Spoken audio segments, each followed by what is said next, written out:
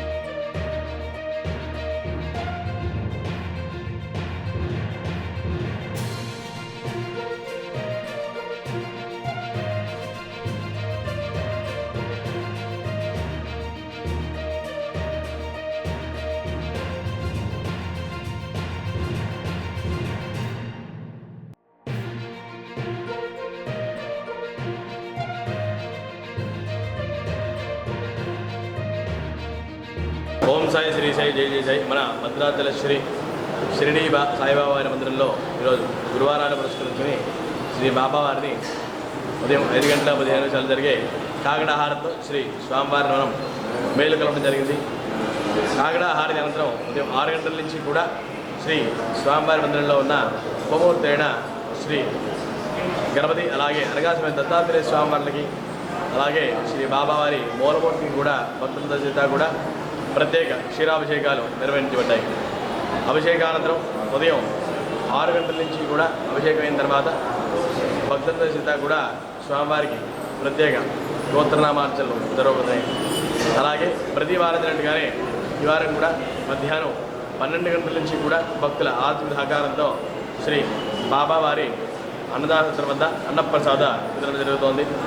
అయితే అదేవిధంగా సాయంత్రం 6:30 జరిగే సంధ్యాహారం తర్వాత 7:45 నుంచి కూడా బాబావారి దివ్య పల్లకి మహోత్సవం అనంతరం స్వామివారి పవలింపు సేవ, అలాగే ఈ అన్నింటినీ కూడా భక్తులందరూ కూడా గమనించి వీటిలో పాల్గొని శ్రీ బాబావారి కృపాకటాక్షలు వాసుదేవాసిన కోరుతున్నాం. అయితే ఈ ఆషాఢ మాసంలో పౌర్ణమి నాడు, అంటే వచ్చే బుధవారం 29వ తారీఖున గురు పౌర్ణమి. అయితే బాబావారికి సంవత్సరం పొడుగునా కూడా అన్నిటికన్నా కూడా చాలా విశేషమైన తిథి ఆ గురు పౌర్ణమి తిథి. ఆ రోజు బాబావారిని, అలాగే అనగాసమైన దత్తాత్రేయ స్వామి వారిని కూడా దర్శించినట్లుగా అయితే వారి జాతకంలో ఉన్న సమస్త గురుగ్రహ దోషాలు కూడా నివారించబడతాయి. అలాగే వారికి ఉన్న కలత్ర పీడ కూడా నశిస్తుంది అని చెప్పి మనకి గురు చరిత్ర చెబుతోంది.